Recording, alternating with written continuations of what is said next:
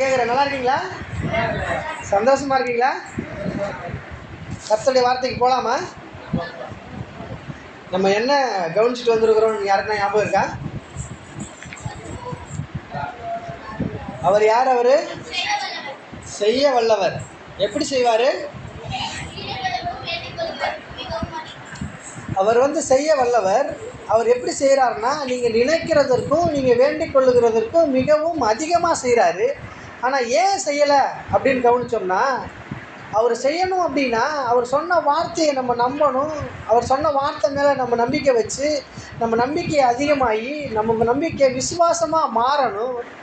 விசுவாசமாக மாறும் பொழுது, விசுவாசம் உங்கள் இருதயத்தில் செயல்படும் பொழுது, உங்கள் ஆவிக்குள்ளாக விசுவாசம் செயல்படும் பொழுது, வார்த்தை விசுவாசமாக மாறி உங்களோட வாழ்க்கையில் செயல்படும் பொழுது, அவர் செய்ய வல்லவர். எவ்வளவுலாம் செய்கிறதுக்கு வல்லவராக இருக்கிறாரோ, நீங்கள் நினைக்கிறதற்கும் நீங்கள் வேண்டிக் கொள்ளுகிறதற்கும் மிகவும் அதிகமாக செய்ய வல்லமையுள்ளவராக இருக்கிறவர். அவர் காரியங்களை எப்போ நடப்பிக்க ஆரம்பிக்கிறார் அப்படின்னா, நம்முடைய வாழ்க்கையில் இருக்கிறதான விசுவாசம் அளவு பெரிதாகி கடவுளுடைய வார்த்தையை முற்றிலுமாய் நம்ம நம்பும் பொழுது தான் நம்முடைய வாழ்க்கையில் அவர் செய்ய வல்லவராக இருக்கிறவர் எல்லா காரியங்களையும் செய்ய ஆரம்பிக்கிறார் அப்படின்னு நாம் பார்த்தோம். ஆபிரகாமுடைய வாழ்க்கையை நான் உங்களுக்கு காண்பித்தேன். ஆபிரகாம் விசுவாசித்தான், கீழ்ப்படிஞ்சான், கடவுளுடைய வார்த்தைக்கு கீழ்ப்படிஞ்சான். அவன் கடவுளுக்கு தசம பாகம் காணிக்கெல்லாம் கொடுத்தான். அப்படி இருந்தும் அவனுடைய வாழ்க்கையில் ஒரு குறை ஒன்று இருந்துச்சு. அந்த குறை இருக்கும்போது அவன் ஆண்டவர்கிட்ட போய் கேட்டான், ஆண்டவரே, அடியனுக்கு நீர் என்ன தருவீர்? அடியேன் இன்னும் பிள்ளை இல்லாத இருக்கிறேனே அப்படின்னு சொல்லி கேட்டான். சந்தேகப்பட்டான், விசுவாசித்தான். விசுவாசத்தின் அளவில் அவன் இன்னும் குறைவுபடவே இல்லை. அவன் என்ன பண்ணான் அப்படின்னா,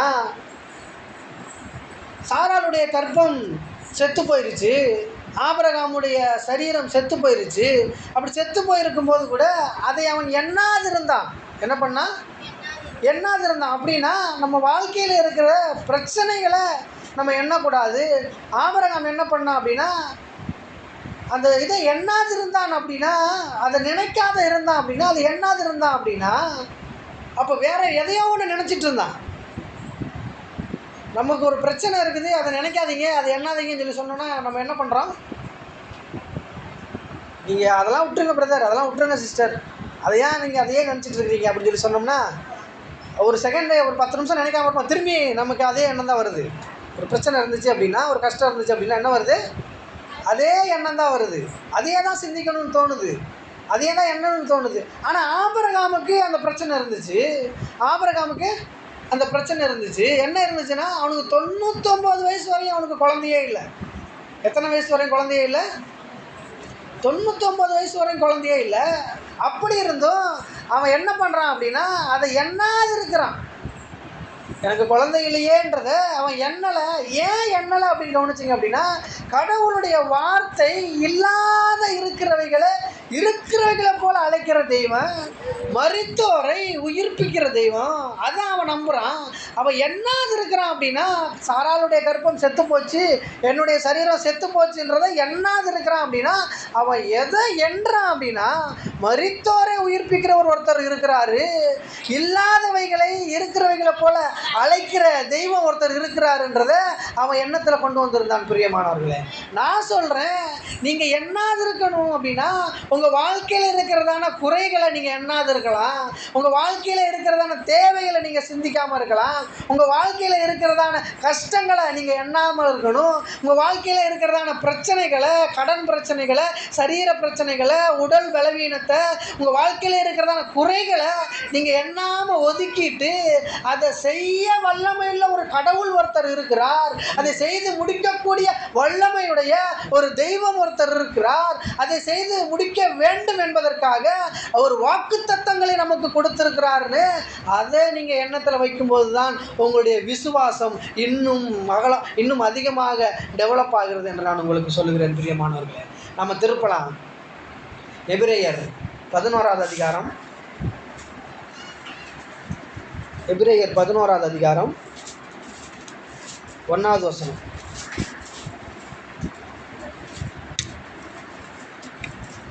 எபிரேயர் 11வது அதிகாரம் 1வது வசனம். விசுவாசமானது நம்பப்படுகிறவைகளின் உறுதியும் காணப்படாதவைகளின் நிச்சயமுமாய் இருக்கிறது.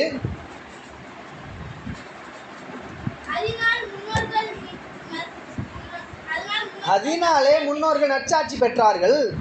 வாசிங்க.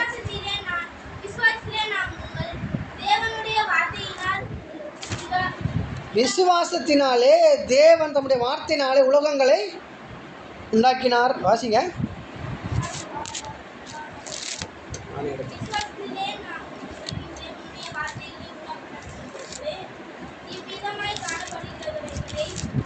பேஜ் நம்பர் சொல்லுங்க.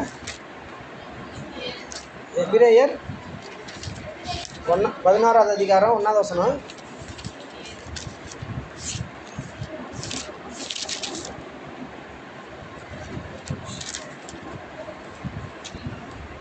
நீங்க வாசிங்க சிஸ்டர். விசுவாசமானது நம்பப்படுகிறவைகளின் உறுதியும் காணப்படாதவைகளின் நிச்சயமுமா இருக்கிறது. அதனாலே முன்னோர்கள் நற்சாட்சி பெற்றார்கள். விசுவாசத்தினாலே நாம் உலகங்கள் தேவனுடைய வார்த்தையினால் உண்டாக்கப்பட்டது. சிஸ்டர், தேவனுடைய வார்த்தையினால் உண்டாக்கப்பட்டது என்றும் என்ன அப்படின்னு கவனிச்சிங்க அப்படின்னா, விசுவாசமானது நம்பப்படுகிறவைகளின் உறுதி. நம்பப்படுகிறவைகளின் உறுதினா என்ன சொன்னேன் அப்படின்னா, ஒரு காரியம் உங்களுக்கு நடக்கணும் அப்படின்னா அது நடக்கிறதுக்கான சாத்தியக்கூறே இல்லாத இருக்கலாம், அது நடக்கிறதுக்கான வாய்ப்பே இல்லாத இருக்கலாம், அது இயற்கையே தலைகீழாக மாறினா கூட இந்த காரியம் எனக்கு நடக்காதுங்க அப்படின்னு இருக்கலாம். அப்படி இருக்கும் பொழுது ஆனால் அது எனக்கு நடந்தே தீரும் அப்படின்னு நீங்கள் நம்பும் பொழுது தான் அது எப்படின்னா நம்பப்படுகிறவைகளின் உறுதி. நம்பப்படுகிறவைகளின் உறுதி எல்லாம் சொல்லுங்கள். நம்பப்படுகிறவைகளின் உறுதி. நம்பப்படுகிறவைகளின் உறுதி. நம்பப்படுகிறவைகளின் உறுதினா என்ன அப்படின்னா, ஆபிரகாம் ஒரு வார்த்தையை உறுதியாக நம்பினான். என்ன உறுதியாக நம்பினான் அப்படின்னா, ஆதியாகமம் 12வது அதிகாரம் 3வது வசனத்தை நீங்கள் வாசிச்சிங்க அப்படின்னா, அவன் என்ன உறுதியாக நம்புகிறான் அப்படின்னு கவனிச்சிங்க அப்படின்னா, என்னுடைய சந்ததி இந்த பூமியில் பலத்து இருக்கும் அப்படின்னு நம்புகிறான். என்ன நம்புகிறான் உறுதியாக? என்னுடைய சந்ததி இந்த பூமியில் பலத்து இருக்கும் நம்புகிறான். ஆனால் அது நம்பப்படுகிறவைகளின் உறுதி, காணப்படாதவைகளின் நிச்சயம். காணப்படாதவைகளின் நிச்சயம் அப்படின்னா என்ன அப்படின்னா, ஆபிரகாமுடைய சந்ததி இந்த பூமியில் பலத்து இருக்கும் அப்படின்றது அவனுக்கு கொடுக்கப்பட்ட வாக்கு தத்துவம். அந்த வாக்கு தத்துவத்தை நம்புகிறான். இந்த உலகங்கள் எல்லாம் எதனால் உண்டாக்கப்பட்டிருக்குது அப்படின்னா, வார்த்தையினால் உண்டாக்கப்பட்டிருக்கு. எப்படி உண்டாக்கப்பட்டிருக்கு? வார்த்தையினால் உண்டாக்கப்பட்டிருக்கு. ஆபிரகாமுக்கு ஒரு வார்த்தை கொடுக்கப்பட்டுச்சு. கவனிங்க சிஸ்டர், கவனிங்க பிரதர். ஆபிரகாமுக்கு ஒரு வார்த்தை கொடுக்கப்பட்டுச்சு. என்ன வார்த்தை அப்படின்னா, அவனுடைய சந்ததி இந்த பூமியில் பலத்திருக்கும். என்ன பலத்திருக்கும்? அவனுடைய சந்ததி இந்த பூமியில் பலத்திருக்கும். அந்த வார்த்தை அவனுக்கு கொடுக்கப்பட்டுச்சு. ஆபிரகாமுடைய முழு உலகமும், நல்லா கவனிங்க, ஆபிரகாமுடைய முழு உலகமும் அந்த வார்த்தைக்குள்ளாக அடங்கி இருந்தது. அந்த வார்த்தை தான் ஆபிரகாமுடைய முழு உலகமே. அந்த வார்த்தை தான். ஏன்னா வேதம் இப்படி சொல்லுது, விசுவாசத்தினாலே நம்முடைய உலகங்கள் தேவனுடைய வார்த்தையினாலே உண்டாக்கப்பட்டு இருக்கிறதா. நான் சொல்லுகிறேன், உங்களுடைய முழு உலகமும், உங்களுடைய முழு வாழ்க்கையும், உங்களுடைய முழு சுதந்திரமும் எங்கே இருக்குது அப்படின்னா, எங்கே உண்டாக்கப்பட்டு இருக்கிறது அப்படின்னா, தேவனுடைய வார்த்தையினாலே உண்டாக்கப்பட்டு இருக்கிறது. ஆபிரகாமுக்கு அவனுடைய முழு உலகமும், அவனுடைய முழு வாழ்க்கையும், அவனுடைய பிறந்த நாள் முதலா அவன் இருந்த கடைசி நாள் வரைக்கும் அவனுக்கு கொடுக்கப்பட்ட வாக்கு தத்தத்தின் மூலமாகவே அவனுடைய வாழ்க்கை உருவாக்கப்பட்டிருந்தது. பிரியமானவர்களே, ஏனென்றால் வேதம் இப்படி சொல்லுகிறது, விசுவாசமானது நம்பப்படுகிறவைகளின் உறுதி. அவனுக்கு கொடுக்கப்பட்ட வாக்குத்தத்தம் என்ன அப்படின்னு கவனிச்சிங்க அப்படின்னா, சந்ததி, அவனுடைய சந்ததி இந்த உலகத்தில் வளர்த்திருக்கும் வாக்குத்தத்தம் கொடுக்கப்பட்டிருக்குது. 75 வயசு கடவுள் அவனை அழைக்கிறாரு. நீ வந்து உன் தேசத்தை விட்டு, உன் இனத்தை விட்டு, உன் ஊரெல்லாம் விட்டுட்டு நீ வேறு தேசத்துக்கு வாப்பா அப்படின்னு சொல்லி அழைக்கிறாரு. அழைக்கும்போது அவன் எங்கே போகிறேன்னு தெரியாமையே, எங்கே போக சொல்கிறாருன்னு தெரியாமையே, எங்கே நான் போகிறேன்னு தெரியாமையே அவன் என்ன பண்ணுறான் அப்படின்னா அங்கேருந்து கிளம்பி போகிறான்.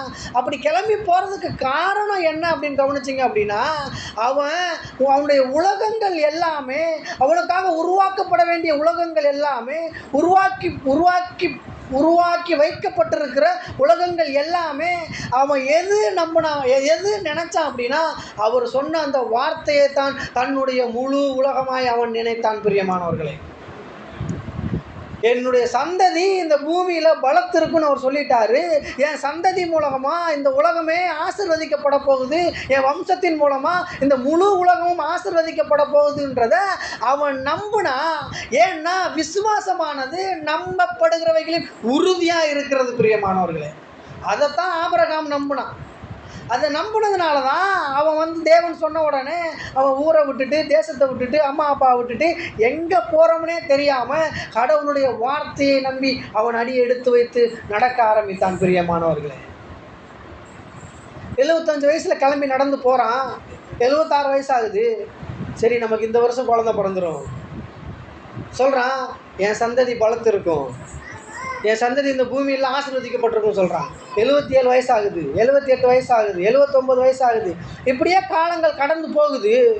ஆனால் கொடுக்கப்பட்ட வாக்குத்தத்தமாகவே இருக்குது. என்ன வாக்குத்தத்தம் கொடுக்கப்பட்டிருக்குது? என்னுடைய சந்ததி பூமியில் பலத்து இருக்கும். ஆனால் காலங்கள் கடந்து போகுது, பிள்ளையே இல்லை, குழந்தையே இல்லை. ஆனால் அவன் ஒன்றை மட்டும் நம்புகிறான். எதை நம்புகிறான் அப்படின்னா, விசுவாசமானது நம்பப்படுகிறவைகளின் உறுதி.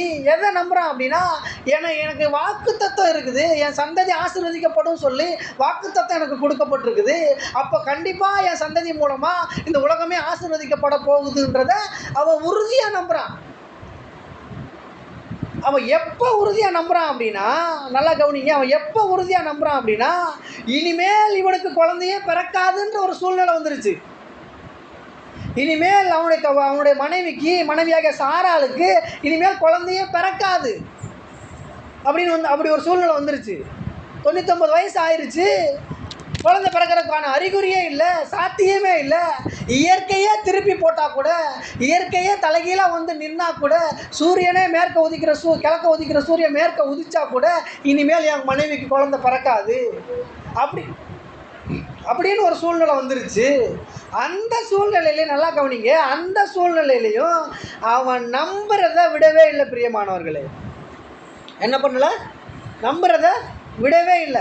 நான் சொல்கிறேன், நல்லா கவனிங்க, நான் உங்களுக்கு சொல்கிறேன் பிரியமானவர்களே, கடவுள் உங்களுக்கு வாக்கு தத்தங்கள் கொடுத்திருக்கிறார். கடவுள் உங்களுக்கு வார்த்தையை அனுப்பியிருக்கிறார். அந்த வார்த்தை காலங்காலமாக, நாட்களாக, வருடங்களாக, வாரங்களாக, நாட்கள் கடந்தோடி கொண்டிருந்தால் கூட அந்த வார்த்தை நிறைவேறுவதற்கான ஒரு மூலக்கூறே இல்லை, ஒரு பேசிக்கே இல்லை, ஒரு நடைமுறையே இல்லை.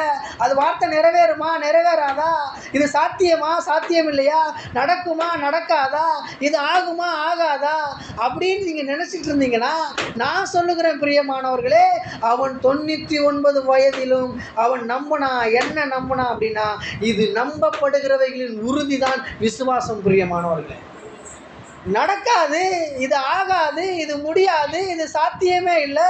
இயற்கையே மாறினாலும், சூழ்நிலைகளே மாறினாலும், இயற்கைக்கு அப்பாற்பட்ட காரியங்கள் நடந்தால் கூட, வானமே இரண்டா பிளந்தால் கூட இந்த காரியம் சாத்தியமில்லை அப்படின்னு உங்கள் வாழ்க்கையில் இருந்தால் கூட நான் சொல்லுகிறேன் பிரியமானவர்களே, நீங்கள் நம்புகிற விஷயத்தை, நீங்கள் நம்புகிற காரியத்தை, நீ நம்புகிற செயலை நான் சொல்லுகிறேன், உறுதியாய் நீங்கள் நம்பும் பொழுது, அதை உறுதியாய் நீங்கள் நம்பும் பொழுது, உறுதியாய் நீங்கள் விசுவாசிக்கும் பொழுது, விசுவாசமானது நம்பப்படுகிறவைகளின் உறுதியும் காணப்படாதவைகளின் நிச்சயமுமாய் இருக்கிறது. பிரியமானவர்கள், அதை அவன் உறுதியாக நம்புகிறான், ஸ்ட்ராங்காக நம்புகிறான்.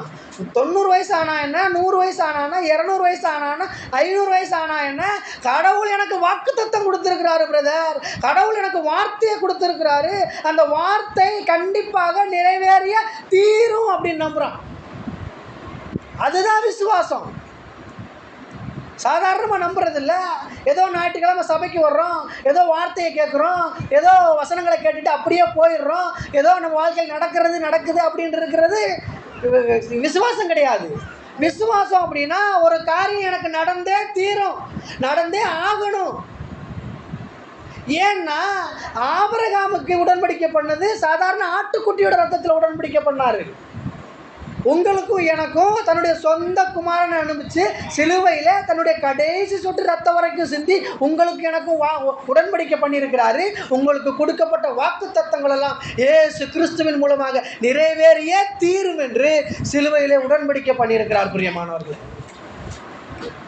அப்போது நீங்கள் நம்புகிற காரியத்தை, நீங்கள் யோசிக்கிற காரியத்தை, நீங்கள் செயல்படுத்தணும்னு நினைக்கிற காரியத்தை, இது உறுதியாக நடக்கும், இது உறுதியாக செயல்படும், இது உறுதியாக என் வாழ்க்கையில் நிறைவேறியே தீருன்றதை நீங்கள் ஸ்ட்ராங்காக நம்பணும். ஆனால் நீங்கள் நம்புகிற காரியம், நீங்கள் செயல்படுத்தணும்னு நினைக்கிற காரியம் இருந்தால் கூட அந்த செயல்படுற செயல்கள்லாம் கவனிச்சிங்க அப்படின்னா அதற்கு எதிர்மறையாக இருக்கும். ஏன்னா ஆபிரகாமு சந்ததி ஆசீர்வதிக்கப்படும் சொல்லியாச்சு, ஆனால் இவனுக்கு குழந்தையே இல்லை. சூழ்நிலைகளை கவனித்தோம் அப்படின்னா அது எதிர்மறையாக தான் இருக்கும். இருக்கிற நம்மளை சுற்றி இருக்கிற காரியங்களை கவனித்தோம் அப்படின்னா அது எதிர்மறையாக இருக்கும். அதெல்லாம் நடக்காதுப்பா, அதை யோசிக்காத அப்படின்னு தான் இருக்கும். அப்படின்னு இருக்கிற சூழ்நிலையில் நீங்கள் நம்புனீங்க அப்படின்னா தான் நீங்கள் உறுதியாக நம்புகிறீர்கள் என்ற அர்த்தம். நடக்கவே நடக்காது, இது ஆகவே ஆகாது, இது சாத்தியமே இல்லைன்னு சொல்லும் பொழுது நீங்கள் அதை உறுதியாக, இல்லை கடவுள் எனக்கு வாக்கு கொடுத்துருக்கிறார், தேவன் எனக்கு வாக்கு கொடுத்துருக்கிறார், தேவன் என்னை அழைச்சிருக்கிறார், தேவன் எனக்கு இந்த காரியத்தை நடத்தி நிறைவேற்றியே முடிப்பார்னதை நீங்கள் ஸ்ட்ராங்காக நம்பணும், உறுதியாக நம்பணும். இருக்கிற எல்லா பிரச்சனைகள் மத்தியிலும், இருக்கிற எல்லா நஷ்டங்கள் மத்தியிலும், இருக்கிற எல்லா சூழ்நிலைகள் மத்தியிலும் கடவுள் கொடுத்த வார்த்தையை நீங்கள் உறுதியாய் நம்பும் பொழுது நீங்கள் விசுவாசத்திலே முன்னேறி செல்லுகிறவர்களாக இருக்கிறீர்கள். எத்தனை தடைகள் வந்தாலும், எத்தனை பிரச்சனைகள் வந்தாலும், எத்தனை நஷ்டங்கள் வந்தாலும், எத்தனை இல்லாமல், எத்தனை தரித்திரம், எத்தனை உடல் பலவீனங்கள், எத்தனை ஆரோக்கியமின்மைகள், எத்தனை சுகவீனமின்மைகள் வந்தால் கூட கடவுளுடைய வார்த்தையை நீங்கள் நம்பும் பொழுது அந்த வார்த்தை உங்களுக்கு நிறைவேறியே தீரும். பிரியமானவர்களே, எப்படி ஆபிரகாமுடைய வாழ்க்கையிலே 100 வயதானாலும் அவன் நம்புனா எதை நம்புனா அப்படின்னா மரித்து போயிருக்கிற என்னுடைய மனைவியினுடைய கற்பம் கண்டிப்பாக உயிர் பெறும் அவன் நம்பினான். பிரியமானவர்களே, ஏனென்றால் கடவுளுடைய வார்த்தை நம்பப்படுகிறவைகளின் உறுதியும், அது நம்பப்படுகிற உறுதி மட்டும் கிடையாது, அது எப்படி போட்டிருக்குது அப்படின்னா நம்பப்படுகிறவைகளின் உறுதியும் காணப்படாதவைகளின் நிச்சயமுமாக இருக்கிறது. உங்களுக்கு நடக்க வேண்டிய காரியம் காணப்படாததாக இருக்கணும், அதை நீங்கள் நம்பணும். ஏன்னா ஆபிரகாமுக்கு ஈசாக்கு காணப்படலை, ஈசாக்கு இல்லை, அவன் நம்பும் பொழுது ஈசாக்கு இல்லை. ஈசாக்கு இல்லைன்னா கூட பரவாயில்லைங்க, ஈசாக்கு பிறப்பதற்கான அறிகுறியே இல்லை. ஈசாக்கு பிறக்கிறதுக்கு அறிகுறியே இல்லை. ஏன்னா சாராளுடைய கர்ப்பம் செத்து போச்சு, ஆபிரகாமுடைய சரீரம் அவன் ஆண்மைக்குரிய பலனை எல்லாம் இழந்துருச்சு.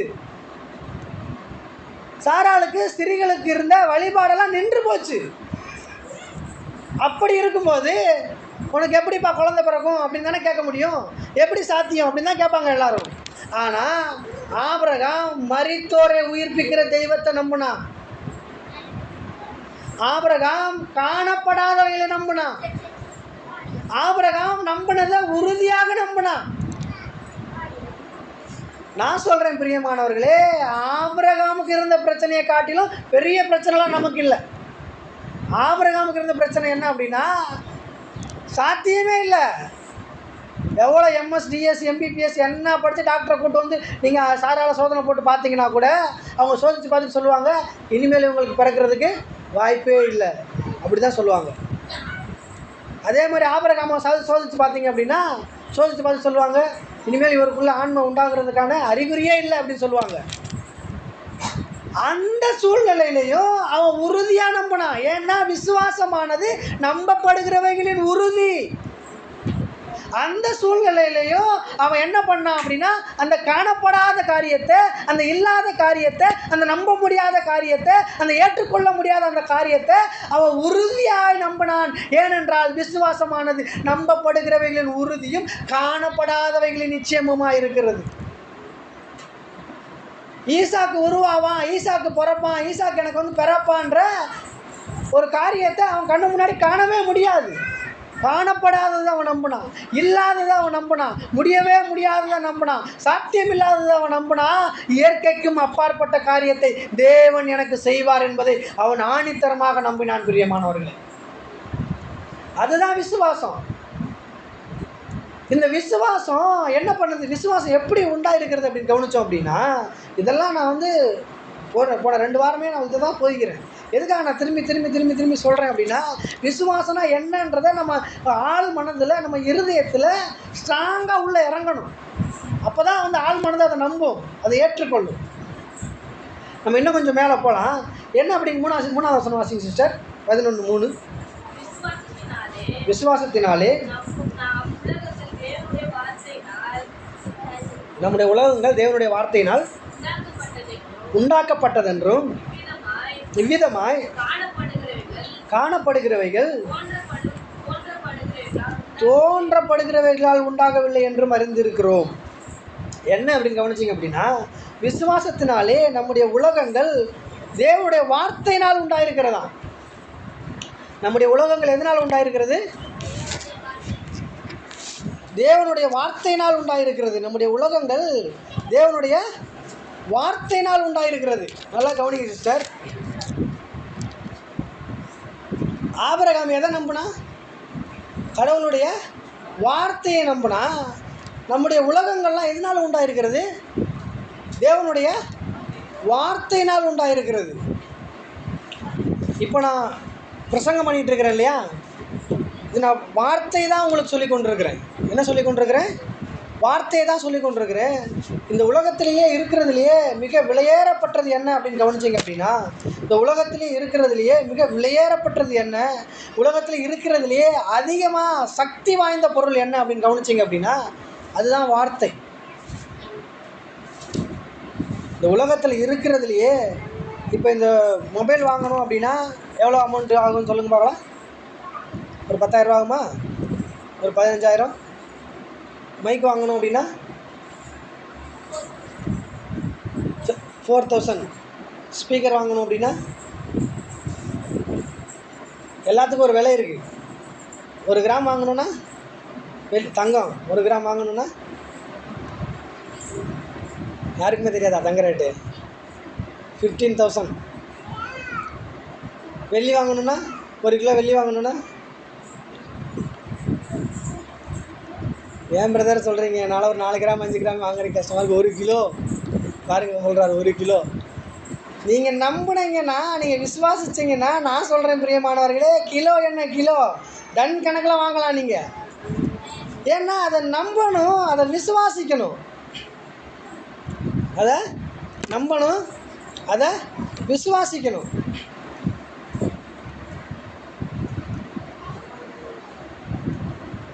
கவனிங்க, நல்லா கவனிங்க சிஸ்டர். இப்போ யாரெல்லாம் தண்ணி குடிச்சிங்க? தண்ணி குடிச்சிங்களா? குடிங்களா? குடிங்க ஒரு மடக்கு எல்லோரும். தண்ணி குடிங்களா சொல்கிறேன், குடிங்க எல்லோரும் குடிங்க. கொடு தம்பி, எல்லாரும் கொடு, தண்ணி கொடு.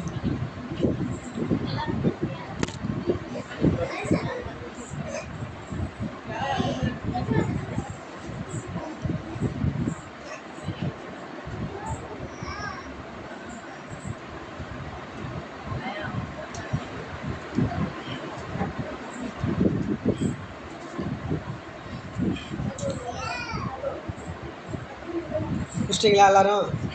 யாரும் இன்னும் குடிக்கல? குடிங்க குடிங்க.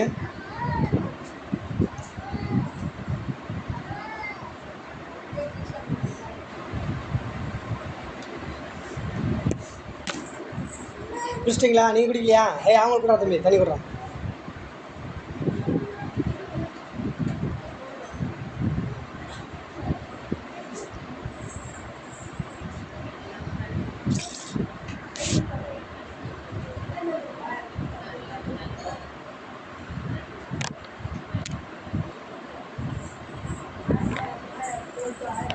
குடிச்சிட்டிங்களா? எல்லாம் கவனிங்க. எல்லாம் தண்ணி குடிச்சிட்டிங்களா? இப்போ நீங்கள் தண்ணி குடிச்சிங்க இல்லையா, அதில் பேதி மாத்திரை கலந்துருக்கு.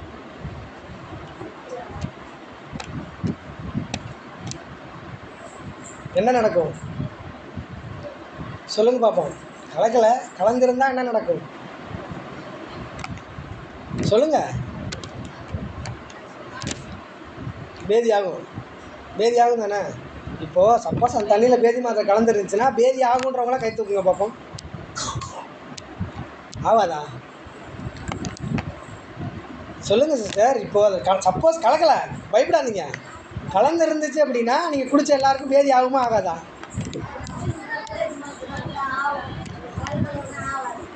கலந்தா ஆகும், கலக்கலைன்னா ஆகாது.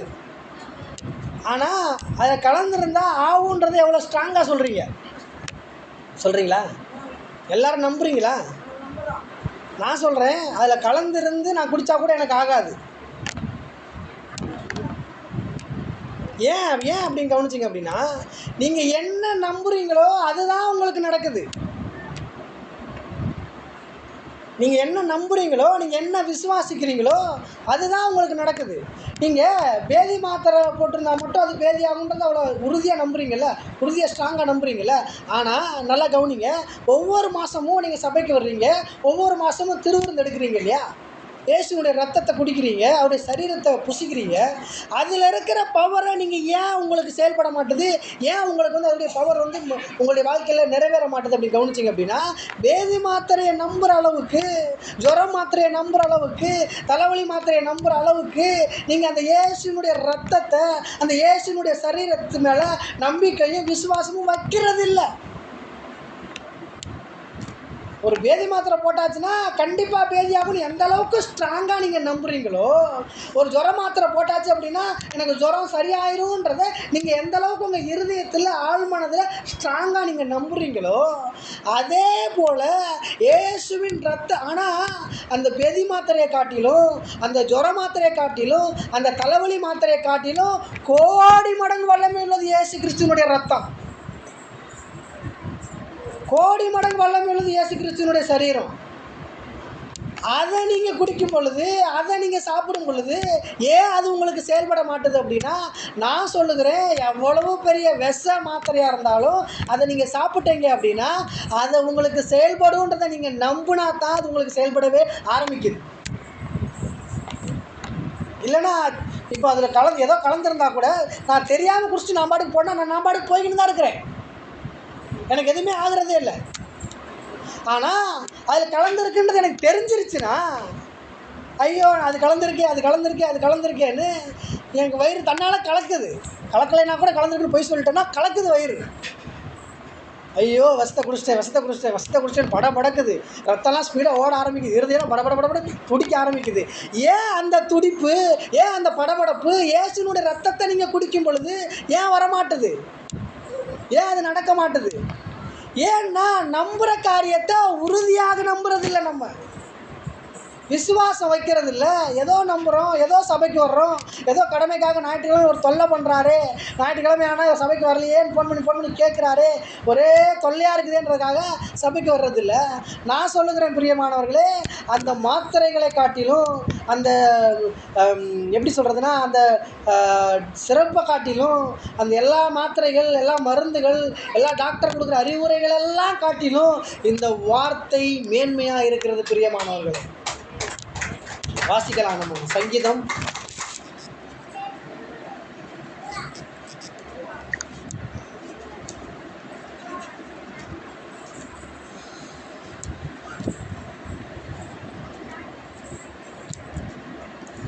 138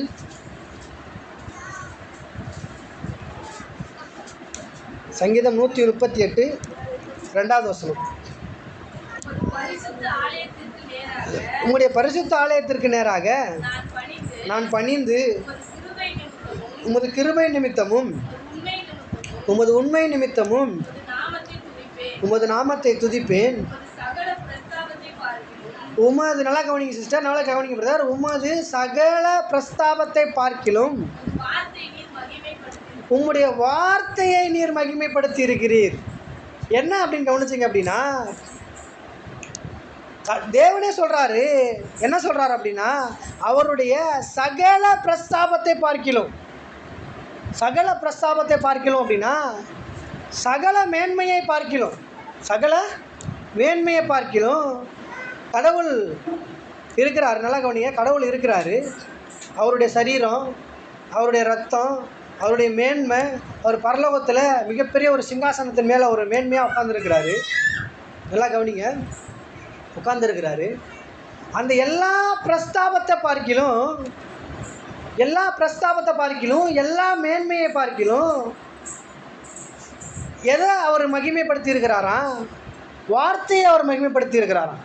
வார்த்தையை அவர் மகிமைப்படுத்தி இருக்கிறாராம். வார்த்தையை அவர் மேன்மைப்படுத்தி இருக்கிறாராம். வார்த்தையை மேன்மைப்படுத்தி இருக்கிறாராம். இன்னும் கவனிச்சோம் அப்படின்னா, நான் கேட்டேன் இல்லையா, இதோட விலை என்ன இருக்கும், இதோட விலை என்ன இருக்கும், இதுக்கெல்லாம் ஒரு விலை இருக்குது. எல்லாத்துக்கும் ஒரு விலை இருக்குது. ஒரு சேர் வாங்கணுன்னா ஒரு விலை இருக்குது, ஃப்ரிட்ஜ் வாங்கணுன்னா ஒரு விலை இருக்குது, ஒரு சோஃபா வாங்கணுன்னா ஒரு விலை இருக்குது, ஒரு வீடு வாங்கணுன்னா ஒரு விலை இருக்குது, ஒரு லேண்ட் வாங்கணுன்னா ஒரு விலை இருக்குது. இதே மாதிரி இப்படியே நீங்கள் ஒரு பொருள் வாங்கினீங்க அப்படின்னா விலை இருக்குது. ஒரு கிராம் வாங்கினீங்கன்னா விலை இருக்குது, ஒரு கிலோ வாங்கினீங்கன்னா விலை இருக்குது, எல்லாத்துக்கும் விலை இருக்குது.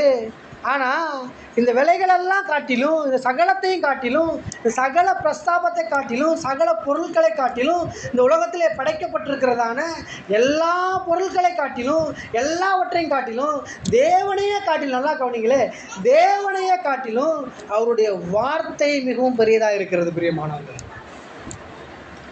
ஏன்னா வேதம் இப்படி சொல்லுது, சகல பிரஸ்தாபத்தை பார்க்கிலும் தம்முடைய வார்த்தையை அவர் மகிமைப்படுத்தி இருக்கிறாராம். நீங்கள் வார்த்தையை பெருசாக நம்பும் பொழுது தான், வார்த்தை தான் பெருசுன்றதை நீங்கள் ஏற்றுக்கொள்ளும் பொழுது தான், வார்த்தை தான் தேவனை காட்டிலும் பெரியதுன்னு நீங்கள் நம்பும் பொழுது தான், அந்த வார்த்தையில் இருக்கிற மகத்துவங்களை, வார்த்தையில் இருக்கிறதான வல்லமையை, வார்த்தையில் இருக்கிறதான மேன்மையை நீங்கள் புரிந்து கொள்ளும் பொழுது தான், அந்த வார்த்தைக்குரிய சகல எல்லா மேன்மையும் நீங்கள் தெரிந்து கொள்ளும் பொழுது தான் நீங்கள் தேவனையே நம்புகிறீர்கள். இப்போ நீங்கள் என்னைய நம்புகிறீங்க அப்படின்றதுக்கு என்ன அர்த்தம்? நான் சொல்கிற வார்த்தையை நீங்கள் மதித்தாதான் நீங்கள் என்னையை மதிக்கிறீங்க. நான் சொன்ன வார்த்தையை நீங்கள் ஏற்றுக்கொண்டாதான் நீங்கள் என்னை ஏற்றுக்கொள்கிறீங்க. நான் சொன்ன வார்த்தையை நீங்கள் செயல்படுத்தினாதான் நீங்கள் எனக்கு கீழ்ப்படுகிறீங்கன்னு அர்த்தம். அதே மாதிரி தான் தேவனுடைய வார்த்தையை நீங்கள் நம்பினாதான், தேவனுடைய வார்த்தையை நீங்கள் செயல்படுத்தினாதான், தேவனுடைய வார்த்தையை நீங்கள் ஏற்றுக்கொண்டாதான் நீங்கள் தேவனையே ஏற்றுக்கொள்கிறீங்க. தேவனுடைய வார்த்தையை நீங்கள் மகிமைப்படுத்தினாதான் நீங்கள் தேவனை மகிமைப்படுத்துகிறீங்க. ஆபிரகாம் என்ன பண்ணான் அப்படின்னா, நீ இந்த தேசத்தை விட்டு போப்பா, இந்த இனத்தை விட்டு போ, உன் ஊரை விட்டு போன்னு சொன்ன உடனே அவருடைய வார்த்தையை நம்பினான், அவருடைய வார்த்தையை ஏற்றுக்கொண்டான், அவன் வார்த்தையை மேன்மைப்படுத்தினான். அப்போ தான் அவன் தேவனை மேன்மைப்படுத்தினதுக்கான அர்த்தம். ஆனால் நம்ம ஏதோ சபைக்கு வர்றோம், வாரம் சபைக்கு வர்றோம், வாரம் நான் வார்த்தைகளை சொல்லிக் கொடுக்குறேன், அதை ஏதோ இந்த காதில் கேட்டு இந்த காதில் விட்டுட்டோம் அப்படின்னா, அந்த வார்த்தையை பிடிச்சி கொள்ளலை அப்படின்னா, அந்த வார்த்தையை ஆணித்தரமாக இருதயத்தில் நம்பலை அப்படின்னா, வார்த்தை உங்கள் அஸ்திவாரமாக இல்லை அப்படின்னா, என்ன தான் நான் போதிச்சாலும், என்ன தான் கத்தி சொல்லி கொடுத்தாலும், என்ன தான் நான் ஆபிரகாமை விலைக்கு, ஈசாக்கை விலைக்கு, யாக்கோபை விலைக்கு, ஒரு காரங்களும் ஒரு ஆளும் இந்த வார்த்தையினால தான் முன்னாடி வந்திருக்கிறாங்க. இஸ்ரவேல் ஜனங்கள் வார்த்தையினால தான் விடுவிக்கப்பட்டாங்க. செங்கடல் வார்த்தையினால தான் பிளந்துச்சு. எரிகோ கோட்டை வார்த்தையினால தான் இடிஞ்சு விழுந்துச்சு. யோர்தான் வார்த்தையினால தான் வழி விட்டுச்சு. பேதுரு அவன் தண்ணி மேல் நடந்து வந்தான். எதனால் நடந்து வந்தான்? வார்த்தையை நம்பி தான் நடந்து வந்தான். 18 வருஷமாக சரீரத்தில் சுகம் இல்லாமல் ரத்தப்போக்கில் பாதிக்கப்பட்டிருந்த அந்த ஸ்திரீ அவள் வார்த்தையினால தான் சுகப்படுத்தப்பட்டான். 100க்கு அதிபதி தன்னுடைய குமாரனை எதனால் சுகப்படுத்தினா அப்படின்னா, அவள் வார்த்தையை அனுப்பி தான் சுகப்படுத்தினார். இப்படின்னு ஆயிரக்கணக்கான காரியங்களை நான் எடுத்து உங்களுக்கு காண்பிச்சா கூட, நீங்கள் வார்த்தையில் அஸ்திபாரம் போடலை அப்படின்னா, வார்த்தை மேலே நீங்கள் விசுவாசம் வைக்கலை அப்படின்னா, வார்த்தையை நீங்கள் நம்பலை அப்படின்னா, வார்த்தையை உங்கள் வாழ்க்கையாக நீங்கள் அமைத்து கொள்ளலை அப்படின்னா, நீங்கள் எத்தனை வருஷம் வேணால் சபைக்கு போகலாம், நீங்கள் எங்கெங்கே வேணால் சபைக்கு போகலாம், எவ்வளவு பெரிய ஊழியக்காரங்களை வேணால் போய் சந்திக்கலாம், எத்தனையோ ஆயிரக்கணக்கான அற்புதங்கள் நிகழ்த்தின ஊழியக்காரங்கள் உங்கள் தலை மேலே கையை வச்சு அவங்க அக்கினியை இறக்கி அபிஷேகத்தை இறக்கி உங்கள் தலையில் இருக்கிற முடியெல்லாம் கொட்டி போகிற அளவுக்கு கையை அழுத்தி ஜெபம் பண்ணால் கூட எந்த காரியமும் நடக்காது. எங்கே மாற்றம் உண்டாகணும் அப்படின்னா, உங்களுடைய வாழ்க்கையிலே, உங்களுடைய இருதயத்திலே, உங்களுடைய சொந்த இருதயத்திலே, உங்களுடைய சொந்த ஆள் மனதிலே நீங்கள் வார்த்தையை ஏற்றுக்கொள்ள ஆரம்பிக்கும் பொழுதுதான் வாழ்க்கையிலே மாற்றங்கள் தொடங்க ஆரம்பிக்கிறது. பிரியமானவர்களே, வார்த்தை தான் அஸ்திபாரம். கிறிஸ்தவ வாழ்க்கைக்கே வார்த்தை தான் அஸ்திபாரம். வார்த்தையை நீங்கள் நம்பணும், வார்த்தையை நீங்கள் ஏற்றுக்கொள்ளணும். ஏன்னா வேதம் இப்படி சொல்லுது, சகல பிரஸ்தாபத்தை காட்டிலும், சகல மேன்மையை காட்டிலும், சகல பொருட்களை காட்டிலும், சகல வஸ்துக்களை காட்டிலும், சகல விலை உயர்ந்த எல்லா விதமான சந்தோஷங்களை காட்டிலும் இவர் வார்த்தையை மேன்மைப்படுத்தி வைத்திருக்கிறார். பிரியமானவர்களே, நான் சொல்லலை, வேதம் அப்படி தான் சொல்லுது. சங்கீதம் 138 2வது வசனத்தில் நீங்கள் கவனிச்சிங்க அப்படின்னா, அவருடைய நாமம், அவருடைய பேர், அவருடைய புகழ், அவருடைய துதிக்கிற துதி, இவைகள் எல்லாவற்றை காட்டிலும் அவர் எதை மகிமைப்படுத்தி வைத்திருக்கிறார், எதை மேன்மைப்படுத்தி வைத்திருக்கிறார் கவனிச்சிங்க அப்படின்னா, வார்த்தையை அவர் சகல பிரஸ்தாபத்தை காட்டிலும் மேன்மைப்படுத்தி வைத்திருக்கிறார். பிரியமானவர்களே, இந்த ரகசியத்தை ஆபிரகாம் கண்டுபிடிச்சான். இந்த ரகசியத்தை ஈசாக்கு கண்டுபிடிச்சான். இதே ரகசியத்தை யாக்கோபு கண்டுபிடிச்சான். யாக்கோபு என்ன பண்ணுறான் அப்படின்னா, அவன் தைரியமாக சொல்கிறான் ஆண்டவர்கிட்ட போயிட்டு, நீங்கள் எனக்கு வாக்கு கொடுத்துருக்குறீங்க ஆண்டவரே, நீங்கள் என்னை ஆசீர்வதிப்பேன்னு எனக்கு வாக்கு கொடுத்துருக்குறீங்க, என்னை மேன்மைப்படுத்துவேன்னு நீங்கள் வாக்கு கொடுத்துருக்குறீங்க, என்னை உயர்த்துவேன் அப்படின்னு சொல்லி, என் சந்ததியை ஆசீர்வதிப்பேன்னு சொல்லி நீங்கள் எனக்கு வாக்கு கொடுத்துருக்குறீங்கன்னு சொல்கிறான். வாசிக்கலாம். ஆதியாகமம் 27வது அதிகாரம் 28வது வசனம், 28 29. ஆதியாகமம் 27வது அதிகாரம் 28 29.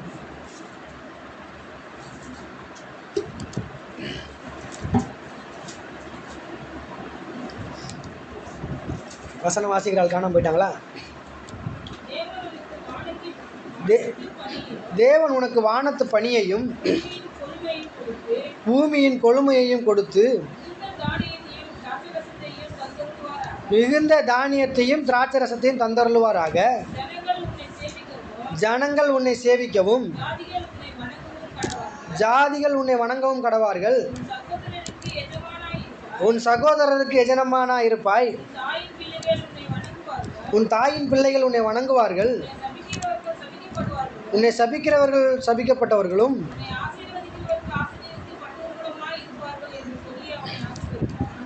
நல்லா கவனிங்க. இந்த ஆசீர்வாதம் இந்த அதிகாரத்தை நீங்கள் வாசித்து பார்த்தீங்க அப்படின்னா, இந்த ஆசீர்வாதம் யாருக்கு போய் சேர வேண்டியது அப்படின்னா, அவங்க அண்ணனுடைய ஏசாவுக்கு போய் சேர வேண்டிய ஆசீர்வாதம்.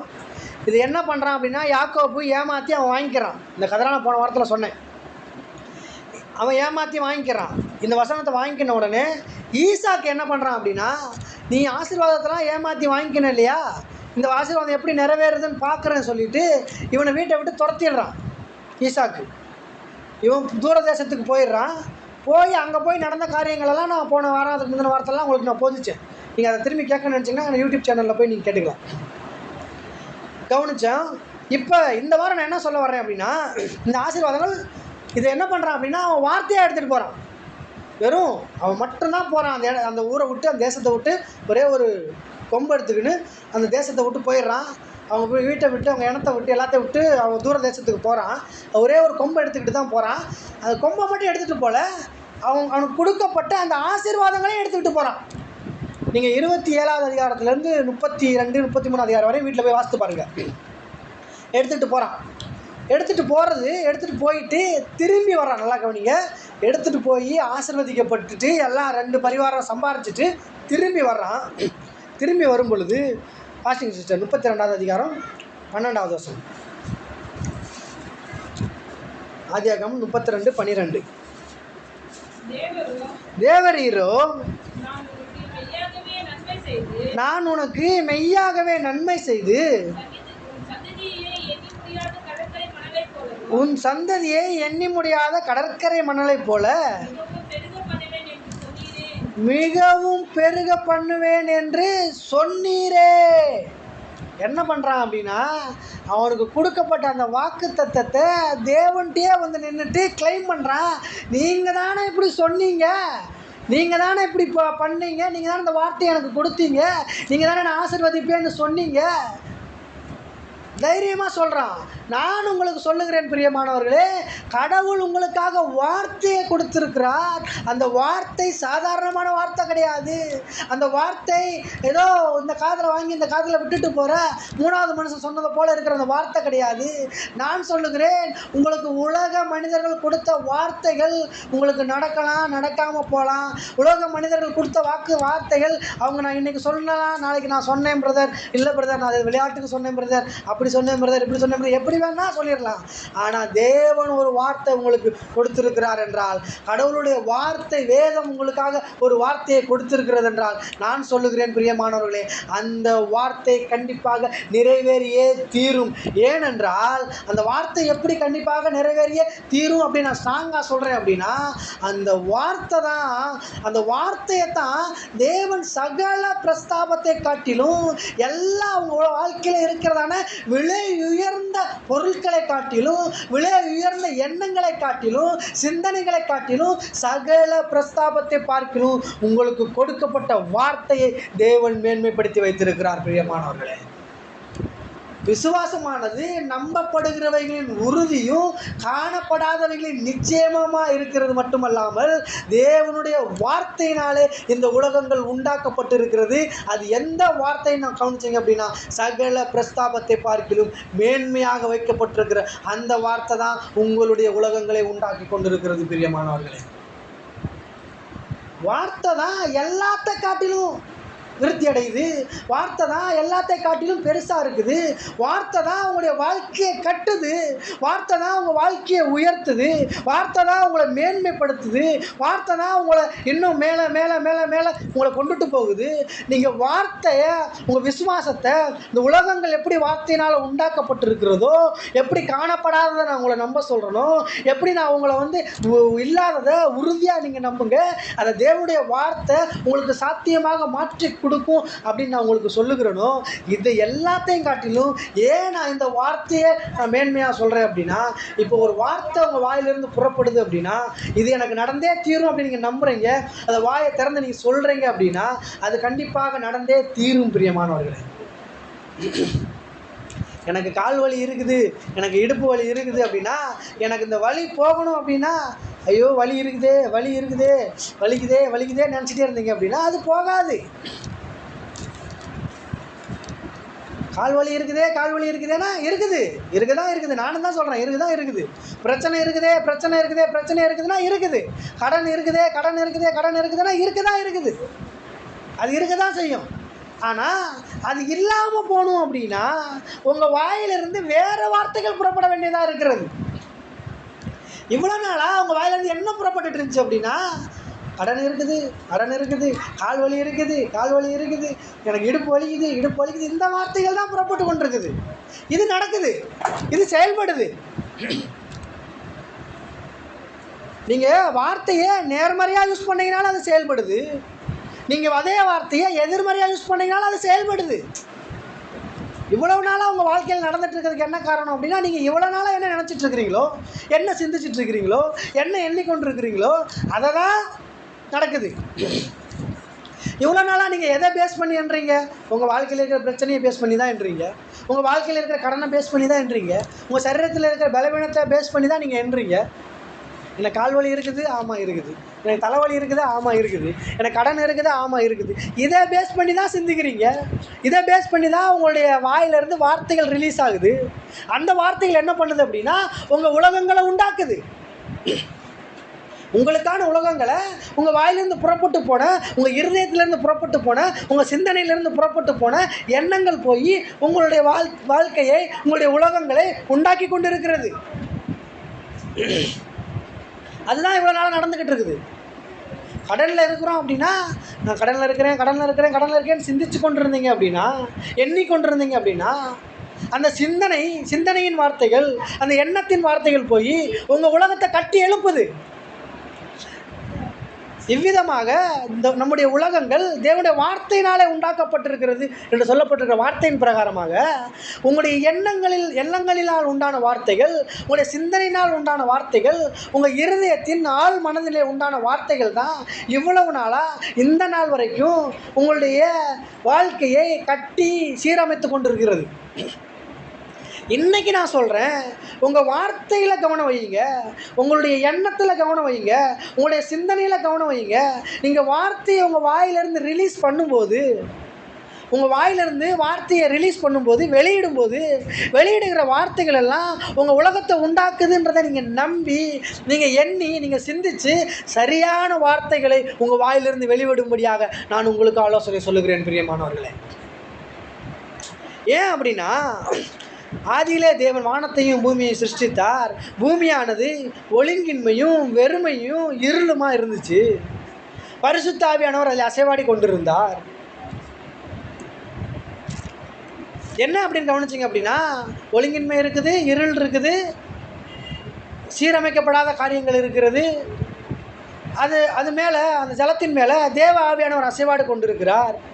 இதெல்லாம் சீராகணும் அப்படின்னா, ஒழுங்கின்மை ஒழுங்காக மாறணும் அப்படின்னா, இருள் வெளிச்சமாக மாறணும் அப்படின்னா, கரடு முரடாக இருக்கிற காரியங்கள் சீரமைக்கப்பட வேண்டும் என்றால், பரிசுத்த ஆவியானவர் அசைவாடி கொண்டிருந்தால் அது அசைவாடிக்கிட்டே தான் இருக்க முடியும். அது ஒரு நிலைக்கு வரணும், ஒரு சீரமைக்கப்படணும், ஒரு சரியான இடத்துக்கு வரணும்னு கவனிச்சிங்க அப்படின்னா, அங்கே என்ன தேவைப்படுகிறது என்றால் வார்த்தை தேவைப்படுகிறது பிரியமானவர்களே. தேவன் ஒழுங்கின்மையை பார்த்தார், இருளை பார்த்தார், கரடு முரடான அந்த காரியங்களை பார்த்தார். அங்கே நின்றுட்டு அவர் வாயிலிருந்து உச்சரிக்கிறார், வெளிச்சம் உண்டாக கடவுது என்று உச்சரிக்கிறார் பிரியமானவர்கள். வார்த்தையை ரிலீஸ் பண்ணுறாரு, வெளிச்சம் உண்டாகட்டும் வார்த்தையை ரிலீஸ் பண்ணுறாரு. அவர் அந்த நன்மையான வார்த்தையை அவர் ரிலீஸ் பண்ணதுனால அங்கு இருந்த ஒழுங்கின்மையெல்லாம் ஒழுங்காக மாறுகிறது, இருள் வெளிச்சமாய் மாறுகிறது பிரியமானவர்களே. நான் சொல்லுகிறேன், நல்லா கவனிங்க. உங்கள் வாழ்க்கை ஒழுங்கற்ற நிலையில் இருக்கலாம், இல்லாமையில் இருக்கலாம், தரித்திரத்தில் இருக்கலாம், இருளில் இருக்கலாம், கரடு முரடாக நீங்கள் வாழ்ந்து கொண்டு இருக்கலாம். நான் சொல்லுகிறேன், உங்கள் வாயிலிருந்து வார்த்தை ரிலீஸ் ஆக வேண்டும் என்பதற்காக, உங்கள் வாயிலிருந்து சரியான வார்த்தை, நேர்மையான வார்த்தை, அந்த சூழ்நிலையை முறியடிக்கக்கூடிய சரியான வார்த்தை உங்கள் வாயிலிருந்து வெளியே வர வேண்டும் என்பதற்காக பரிசுத்த ஆவியானவர் எதிர்பார்த்து அவர் அசைவாடி கொண்டு காத்து கொண்டிருக்கிறார் பிரியமானவர்களே. பரிசுத்த ஆவியானவர் அசைவாடி கொண்டிருக்கும் போது நீங்கள் என்ன பண்ணுறீங்க அப்படின்னா, உங்களுக்கு உடம்பில் இருக்கிற பலவீனத்தை, கால் வலிக்குதுன்னா நீங்கள் கால் வலிக்குதுன்ற வார்த்தையை திரும்பியும் அனுப்புகிறீங்க. இடுப்பு வலிக்குதுன்ற அதே வார்த்தையை நீங்கள் திரும்ப அனுப்புகிறீங்க. எனக்கு கடன் இருக்குதுன்ற அதே வார்த்தையை நீங்கள் உங்கள் இருதயத்திலிருந்து திருப்பி அனுப்புகிறீங்க. தேவன் ஒழுங்கின்மையை பார்த்து ஒழுங்கின்மையாகவே இருக்குதே அப்படின்ற வார்த்தையை அனுப்பிச்சிருந்தார் அப்படின்னா இன்னும் உலகம் உண்டாக்கப்பட்டு இருக்கவே இருக்காது. இருளை பார்த்துட்டு ஐயோ இன்னும் இருளாகவே இருக்குதே அப்படின்ற வார்த்தையை அனுப்பிச்சிருந்தார் அப்படின்னா அந்த இருள் மாறி இருக்காது, இன்னமும் தான் இருக்கும். அங்கே தேவன் வெளிச்சம் உண்டாக கடவுது என்று உச்சரித்தார் பிரியமானவர்களே. நான் சொல்லுகிறேன், நீங்கள் நல்லா கவனிங்க. உங்களுடைய பிரச்சனையை பார்த்து நீங்கள் வாயில் திறந்து உங்களால் முடியலை, என்னால் வலி தாங்க முடியல, எனக்கு இடுப்பு வலிக்க தான் வலிக்குது, எனக்கு கால் வலிக்க தான் வலிக்குது, எனக்கு சரீரம் பலவீனம் இருக்க தான் இருக்குது, தலை வலிக்க தான் வலிக்குது. நீங்கள் அதை யோசிக்காமல், அதை சிந்திக்காமல், ஆபிரகாம் சாராளுடைய கர்ப்பம் செத்து போனதையும் அவனுடைய சரீரம் செத்து போனதையும் அவன் எண்ணாதிருந்தான். அதனால தான் அவனுக்கு அது சாத்தியமாச்சு 100 வயசில். அவன் அதை எண்ணலை, அதை சிந்திக்கலை, அதை யோசிக்கலை. தேவன் அதை போல் ஒழுங்கின்மையை யோசிக்கலை, வெறுமையை யோசிக்கலை, இருளை யோசிக்கலை, அவர் வெளிச்சத்தை யோசித்தார். ஆபிரகாம் மரித்தோரிலிருந்து உயிர்ப்பிக்கிற தெய்வத்தை யோசித்தான். இல்லாதவைகளை இருக்கிறவைகளை போல அழைக்கிற அந்த தெய்வத்தை யோசித்தான். யாக்கோபு தேவன் கொடுத்த அந்த வார்த்தையை அவர்கிட்டயே சொன்னான். நீ தேவரீர் எனக்கு இந்த வார்த்தையை நீங்கள் கொடுத்துருக்கிறீங்களே என்று சொன்னீரே அப்படின்னு சொல்கிறான் கடவுள் முன்னாடி. ஈசாக்கு சொல்கிறான், இந்த பஞ்ச தேசத்தில் நான் விதைப்பேன், எனக்கு 100 மடங்கு பலன் வரும்னு தேவன்கிட்ட நம்புகிறான், விசுவாசிக்கிறான். எலியா 3 வருஷமாக மழை வராமல் இருக்குது, இப்போ மழை வர போகுதுன்றத நம்புகிறான். வெயில் அடிச்சிட்டு இருக்குது, 12 மணி வெயில் மாதிரி வெயில் அடிச்சிட்டு இருக்குது, 102 டிகிரி வெயில் அடிச்சிட்டு இருக்குது. அப்போ சொல்கிறான் எலியா, சொல்கிறான் மழை வரப்போகுதுன்னு சொல்கிறான். தேவனை நம்புகிறான், தேவனை விசுவாசிக்கிறான், வார்த்தையை நம்புகிறான், வார்த்தையை விசுவாசிக்கிறான். சொல்கிறான் அந்த விறகு கட்டையெல்லாம் நெருப்பு பற்றிக்க போகுதுன்னு சொல்லி சொல்கிறான். சொல்லும்பொழுது இது உள்ள அந்த வெயில்னால் உண்டாச்சு, நீங்கள் நம்பக்கூடாதுன்னு சொல்லி தண்ணியை ஊற்றி அந்த விறகு கட்டையெல்லாம் நனைக்க சொல்கிறான் எலியா. எல்லாம் தண்ணியில் ஊறட்டும், நல்லா ஊற வைங்க சொல்கிறான். நல்லா ஊறி ஈரமாக இருக்கும்போது அவன் கடவுளுடைய நாமத்தை சொல்லி அக்னியை இறக்குறான். அந்த நெருப்பு அந்த தண்ணியில், அந்த ஈரமான விறகுல அக்னியை இறக்குறான். காரணம், அவன் அந்த அளவுக்கு நம்புகிறான் பிரியமானவர்களே. அவன் அந்த அளவுக்கு விசுவாசத்திலே வல்லவனாக இருக்கிறான். வார்த்தையை அந்த அளவுக்கு ஸ்ட்ராங்காக அனுப்புகிறான். வார்த்தையின் மூலமாக தான் தேவன் இந்த உலகங்களையே உண்டாக்கி இருக்கிறார். சகல உலகமும் வார்த்தையின் மூலமாக தான் உண்டாக்கப்பட்டிருக்கிறது. வார்த்தை தான் இந்த உலகத்தை ஆண்டு கொண்டு இருக்கிறது.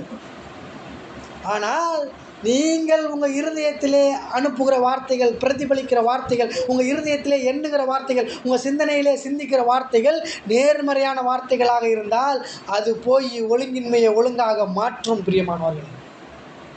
இல்லாமையை இருக்கிறவையாக மாற்றும் பிரியமானவர்களே. தரித்திரத்தை உடைக்கும், இல்லாமையை உடைக்கும், இருளை உடைக்கும், எல்லாத்தையும் உடைச்சி தேவன் சொல்லியிருக்கிற ஆசீர்வாதங்களை கொண்டு வருகிற வார்த்தைகள் உங்கள் சிந்தனைகளிலே வரட்டும். அந்த வார்த்தைகள் உங்கள் எண்ணங்களிலே வரட்டும். டைம் ஆயிடுச்சு. நம்ம கடைசி ஒரு வசனத்தை வாசிச்சு நம்ம முடிக்கலாம். அடுத்த வாரம் தொடரலாம்.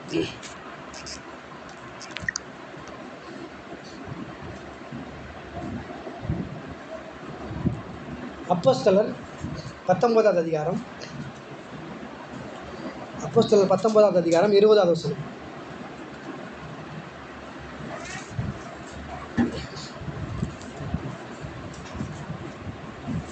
அப்போஸ்தலர் 19வது அதிகாரம் 20வது வசனம். இவ்வளவு பலமாய் கர்த்தருடைய வசனம் விருத்தி அடைந்து மேற்கொண்டது. நீங்கள் அதுக்கு முன்னாடி இருக்க காரியங்களெல்லாம் நீங்கள் வாசித்து பார்த்தீங்க அப்படின்னா, அப்போஸ்தலர் 20வது அதிகாரம் ஃபுல்லாக வாசிச்சு, 19வது அதிகாரம் ஃபுல்லாக வாசித்து பாருங்கள். அப்போஸ்தலர் செஞ்ச அற்புதங்கள், அடையாளங்கள் இது எல்லாம் இருந்தால் கூட, எல்லாம் நடந்தால் கூட என்ன நடந்துச்சு அப்படின்னு கவனிச்சிங்க அப்படின்னா, இவ்வளவு பலமாய் கர்த்தருடைய வசனம் விருத்தி அடைந்து மேற்கொண்டது. நான் சொல்கிறேன், உங்கள் வாழ்க்கையில் எவ்வளவு பிரச்சனைகள் இருந்தாலும், எவ்வளவு கஷ்டங்கள் இருந்தாலும், நீங்கள் கடவுளுடைய வார்த்தையை நம்பும் பொழுது, கடவுளுடைய வார்த்தையை நீங்கள் ஏற்றுக்கொள்ளும் பொழுது, கடவுளுடைய உங்கள் வார்த்தையை இருதயத்தில் வச்சு, கடவுளுடைய வார்த்தையை உங்கள் சிந்தனையில் வச்சு, கடவுளுடைய வார்த்தையை சூழ்நிலையை நோக்கி நீங்கள் வாயிலிருந்து உச்சரித்து நீங்கள் வார்த்தையை நீங்கள் அனுப்பும் பொழுது என்ன நடக்குது அப்படின்னு கவனிச்சிங்க அப்படின்னா, வசனம் விருத்தி அடைந்து எல்லா பிரச்சனைகளையும் மேற்கொள்ளுகிறதா இருக்கிறது பிரியமானவர்களே. வசனம் விருத்தி அடைந்து எல்லா சூழ்நிலைகளையும் மேற்கொள்ளுகிறதா இருக்கிறது பிரியமானவர்களே. வசனம் விருத்தி அடைந்து எல்லா கடன் பிரச்சனைகளையும் மேற்கொள்ளுகிறதா இருக்கிறது பிரியமானவர்களே. வசனம் விருத்தி அடைந்து எல்லா உடல் பலவீனங்களை எல்லாம் நீக்கி பலத்தாலே இடைக்கட்டுகிறதா இருக்கிறது பிரியமானவர்களே. எல்லா பலவீனங்களும், எல்லா சரீர பலவீனங்களும், எல்லா வாழ்க்கையில் இருக்கிறதான பலவீனங்களும் இந்த கர்த்தருடைய வசனம் விருத்தி அடைந்து அது மேற்கொள்ளுகிறது பிரியமானவர்களே. இன்னும் நம்ம மேலே கவனித்தோம் அப்படின்னா, யோவான் 1வது அதிகாரம் 1ஆம் வசனத்தை கவனிச்சிங்க அப்படின்னா, ஆதியிலே வார்த்தை இருந்தது, அந்த வார்த்தை தேவனிடத்தில் இருந்தது, அந்த வார்த்தை நல்லா கவனிங்க, அந்த வார்த்தை தேவனாக இருந்தது பிரியமானவர்களே. நீங்கள் என்ன நினைக்கிறீங்க அப்படின்னா, நான் என்ன பிரதர் சிந்திச்சிட்டேன், நான் என்ன பிரதர் யோசிச்சுட்டேன், ஏதோ எனக்கு கால் வலி இருந்துச்சு அதனால் கால் வலிக்குதுன்னு யோசித்தேன், ஏதோ எனக்கு தலைவலி இருந்துச்சு அதனால் தலைவலிக்குதுன்னு நான் யோசித்தேன், ஏதோ எனக்கு கடன் பிரச்சனை இருந்துச்சு அதனால் கடன் பிரச்சனை இருக்குதுன்னு யோசித்தேன் அப்படின்னு நீங்கள் சிம்பிளாக யோசிச்சிடுறீங்க. ஆனால் அந்த வார்த்தை எப்படி இருக்குதா, நல்லா கவனிங்க, அந்த வார்த்தை எப்படி இருக்குதா, ஆதியிலே வார்த்தை இருந்தது, அந்த வார்த்தை தேவனிடத்தில் இருந்தது, அந்த வார்த்தை தேவனாக இருந்தது. எப்படி இருந்ததா, அந்த வார்த்தை தேவனாக இருந்தது. நீங்கள் உங்கள் வாயிலிருந்து வார்த்தையை உச்சரிக்கிறீங்க இல்லையா, சொல்கிறீங்க இல்லையா, உங்கள் எண்ணத்துலேருந்து வார்த்தையை சிந்திக்கிறீங்க இல்லையா, நீங்கள் சிந்திச்சு உங்கள் வாழ்க்கையில் அதை ரிலீஸ் பண்ணுறீங்க. ரிலீஸ் பண்ணும் பொழுது நான் சொல்கிறேன், இயேசுவின் நாமத்தில் இந்த வியாதியை அவர்களை விட்டு போ அப்படின்னு நான் சொல்கிறேன் அப்படின்னா, நான் சாதாரணமாக நீங்கள் நினைக்கலாம் நான் வாயில் சொல்கிறேன் அப்படின்னு கிடையாது. ஏன்னா அந்த வார்த்தை தேவனிடத்தில் இருக்கிற அந்த வார்த்தை அது தேவனாகவே இருக்குது. நீங்கள் உங்கள் வார்த்தையை உங்கள் இருதயத்திலேருந்து அனுப்பும் பொழுது, ஐயோ எனக்கு இடுப்பு வலிக்குதே, எனக்கு கால் வலிக்குதே அப்படின்னு நீங்கள் சிந்திக்கும் பொழுது, எண்ணும் பொழுது, அந்த வார்த்தையே தேவனாக இருக்குதான். அந்த வார்த்தை எப்படி இருக்குது? அந்த வார்த்தையே தேவனாக இருக்குது. நீங்கள் ஒரு காரியம் நடக்கணும்னு சொல்லிட்டு நீங்கள் தேவனை அமுச்சு வைக்கிறீங்க, இந்த காரியத்தை போய் முடிச்சுட்டு வாப்பா அப்படின்னு தேவனை அமுச்சு வைக்கிறீங்க அப்படின்னா அந்த காரியம் முடிஞ்சிருமா? முடியாது. சொல்லுங்கள் சிஸ்டர், அது முடிஞ்சிருமா? முடியாதா? ஏன்னா நீங்கள் தேவனையே அமுச்சு வச்சுருக்கீங்க. அமுச்சு வச்சிங்கன்னா நீங்கள் சந்தேகப்படுவீங்களா? அது நடக்குமா நடக்காதா, முடியுமா முடியாதா? தேவனை அமுச்சு வச்சுட்டு இங்கே முழங்கால் போட்டு மணிக்கணக்காக ஜெபம் பண்ணிட்டு இருப்பீங்களா? எப்படியாவது அந்த காரியம் முடிஞ்சிடணும், எப்படியாவது அந்த காரியம் நடந்து முடிஞ்சிடணும் ஜெபம் பண்ணுவீங்களா? நீங்கள் நம்பிக்கையாக இருப்பீங்க, விசுவாசமாக இருப்பீங்க. நான் அது நடக்காது பிரதர், அது நடக்காது சிஸ்டர் நான் சொன்னேன்னா கூட, இல்லை இல்லை இல்லை நான் தேவனை அமுச்சு வச்சுருக்கிறேன். யாரை அமுச்சு வச்சுருக்கேன்? தேவனை அமுச்சு வச்சுருக்கிறேன். அவர் கண்டிப்பாக அதை நிறைவேற்றியே முடிப்பாருன்ற ஸ்ட்ராங்காக நீங்கள் நம்புகிறீங்க. நீங்கள் உங்கள் சிந்தனையில் இருந்து எனக்கு இடுப்பு வலிக்குதேன்னு வார்த்தையை அனுப்புகிறீங்க அப்படின்னா அதுக்கும் நீங்கள் தேவனையே அமுச்சு வைக்கிறீங்க. ஏனென்றால் ஆதியிலே வார்த்தை இருக்கிறது, அந்த வார்த்தை தேவனிடத்தில் இருக்கிறது, அந்த வார்த்தை தேவனாக இருக்கிறது. பிரியமானவர்களே, நீங்கள் வார்த்தையை உங்கள் வாயிலிருந்து புறப்பட பண்ணும் பொழுது, உங்கள் இருதயத்தில் நீங்கள் சிந்தித்து ஆவிக்குரிய உலகத்தில் வார்த்தையை நீங்கள் ஆவிக்குரிய உலகத்தில் அனுப்பும் பொழுது அது என்னவாக இருக்கிறது அப்படின்னா, நீங்கள் ஒவ்வொரு வார்த்தையை நீங்கள் அனுப்பும் பொழுது, நான் நல்லா இருப்பேன், நான் வாழ்ந்திருப்பேன், நான் சுகித்திருப்பேன், நான் இப்பொழுது இருக்கிறத பார்க்கலாம் இன்னும் 1000 மடங்கு நான் பெருகி இருப்பேன் அப்படின்ற வார்த்தைகளை நீங்கள் அனுப்பும் பொழுது, அந்த வார்த்தையே வெறும் வார்த்தையாக போகாமல் அது உங்கள் வாயிலிருந்து புறப்பட்டு தேவனே போய் அந்த காரியங்களை நடப்பித்து முடிக்கக்கூடிய எல்லா வல்லமையும் அந்த வார்த்தையை பெற்றிருக்கிறது. பிரியமானவர்களே, இதே போல தான் எனக்கு கால் வலிக்குதே அப்படின்னு நீங்கள் நம்புனீங்க அப்படின்னா, எனக்கு இடுப்பு வலிக்குதே அப்படின்னு நீங்கள் நம்புனீங்க அப்படின்னா, நான் இன்னும் கடங்காரனாகவே இருக்கிறேன் என்றதை நீங்கள் நம்புனீங்க அப்படின்னா, அதை சிந்திச்சிங்க அப்படின்னா, அந்த வார்த்தையை உங்கள் ஆவிக்குரிய உலகத்தில் நீங்கள் அனுப்புனீங்க அப்படின்னா அந்த வார்த்தையும் தேவனாகவே இருக்கிறது. அதுவும் தேவனை போல போய் செயல்பட்டு உங்களுக்கு அந்த காரியங்களை நடப்பிக்கிறதா இருக்கிறது. பிரியமானவர்களே, நாமெல்லாம் எழுந்து நிற்கலாம், நம்மளை எழுந்து ஜெபிக்கலாம். ஏசப்பா துதிக்கிறோம் ஐயா, நல்லவரே உமக்கு நாங்கள் நன்றி செலுத்துகின்றோம் கர்த்தாவே. பரிசுத்தரே உம்மை நாங்கள் துதிக்கிறோம் ஐயா. நேற்றும் இன்றும் என்றும் மாறாத தெய்வமே உம்மை நாங்கள் துதிக்கிறோம் ஐயா. வல்லமையுள்ள தெய்வமே உம்மை நாங்கள் துதிக்கிறோம் அப்பா. தேவனுடைய வார்த்தையினாலே எங்களுடைய உலகங்கள் உண்டாக்கப்பட்டிருக்கிறது என்பதை எங்களுக்கு காண்பித்தீரே, அதற்காக உமக்கு நாங்கள் நன்றி சொல்லுகிறோம் கர்த்தாவே. ஆபிரகாம் நம்பினான், ஆபிரகாம் விசுவாசிச்சான், தேவனுடைய வார்த்தையினாலே என்னுடைய உலகங்கள் உண்டாக்கப்பட்டிருக்கிறது என்று நம்பினான். பிரியமானவர்களே, சூழ்நிலைகள் எதிர்மறையாக இருக்கலாம், நடக்கக்கூடாத சூழ்நிலைகளாக இருக்கலாம், 100 வயதாகி இருக்கலாம். 100 வயதாக இருந்தால் கூட உங்கள் சூழ்நிலைகள் உங்களை பார்த்து சொல்லலாம், இது நடக்காது, இது ஆகாது, இது முடியாது, உன் சந்ததியெல்லாம் உனக்குள்ள ஆசீர்வதிக்கப்பட்டு இருக்கின்ற வாக்கு தத்தம் நிறைவேறாதுன்னு ஆபிரகாம் விட்ட சூழ்நிலைகள் சொல்லியிருக்கலாம். பிரியமானவர்களே, ஆனால் அவன் இருதயத்திலே நம்பினான், அவன் இருதயத்திலே விசுவாசித்தான். என்ன விசுவாசித்தான் அப்படின்னா, தேவன் மரித்தோரை உயிர்ப்பிக்கிற தெய்வம் என்பதை அவன் விசுவாசித்தான். பிரியமானவர்களே, இல்லாதவைகளை இருக்கிறவைகளை போல அழைக்கிற தெய்வத்தை அவன் நம்பினான். பிரியமானவர்களே, அதே போல உங்களுடைய வாழ்க்கையிலையும் உங்களுடைய சரீரத்திலும் உங்களுடைய நடைமுறை வாழ்க்கையில கூட இருக்கிறதான பிரச்சனைகள், இருக்கிறதான சூழ்நிலைகள் எல்லாம் உங்களை பார்த்து சொல்லலாம், நீ மேலே வர முடியாது, இது நடக்காது, இது ஆகாது, நீ முன்னேறவே முடியாது அப்படின்னு சூழ்நிலைகள் சொல்லலாம். அக்கம் பக்கத்தில் இருக்கிறவங்க சொல்லலாம், நீ முன்னேற முடியாது, நீ மேலே வர முடியாது, இது ஆகாது, இது நடக்காது, இது சாத்தியமில்லை அப்படின்னு சொல்லலாம். வானத்தை கிழிச்சு கொண்டு வந்து நன்மைகள் உங்கள் வீட்டில் கொட்டினா கூட இது தீராது அப்படின்னு பொய்ய பிசாசு உங்கள் காதில் சொல்லி கொண்டு இருக்கலாம். நான் சொல்லுகிறேன் பிரியமானவர்களே, சகல பிரஸ்தாபத்தை பார்க்கணும் தேவன் வார்த்தையை மேன்மைப்படுத்தி வைத்திருக்கிறார். அந்த வார்த்தையை நீங்கள் வாயில் வைக்கும் பொழுது, அந்த வார்த்தையை உங்கள் வாயில் வச்சு நீங்கள் உச்சரிக்கும் பொழுது உங்கள் வாழ்க்கையில் இருக்கிறதான எல்லா பிரச்சனைகளும் மாறுகிறது. பிரியமானவர்களே, எல்லா பிரச்சனைகளும் மாறுகிறது. பிரியமானவர்களே, வார்த்தையை நீங்கள் அனுப்பும் பொழுது தேவனையே நீங்கள் அனுப்புகிறீர்கள் என்று விசுவாசம் நீங்கள் வைத்தீர்களே, ஆனால் உங்கள் வாழ்க்கையிலே எல்லா காரியங்களும் மாறுகிறதா இருக்கிறது. பிரியமானவர்களே, அப்பா உம்மை துதிக்கிறோம் ஐயா. நல்லவரே உமக்கு நாங்கள் நன்றி சொல்லுகிறோம் கர்த்தாவே. பரிசுத்தரே நாங்கள் துதிக்கிறோம் ஐயா. வந்திருக்கிறதான ஒவ்வொரு பிள்ளைகளுக்காகவும் நான் ஜெபிக்கிறேன் கர்த்தாவே. ஒவ்வொரு பிள்ளைகளையும் உச்சம் தலை முதலாய் உள்ளம் கால் வரைக்குமாய் பரிசுத்த ஆவியானவர் நீர் அப்பா மூடுவீராக.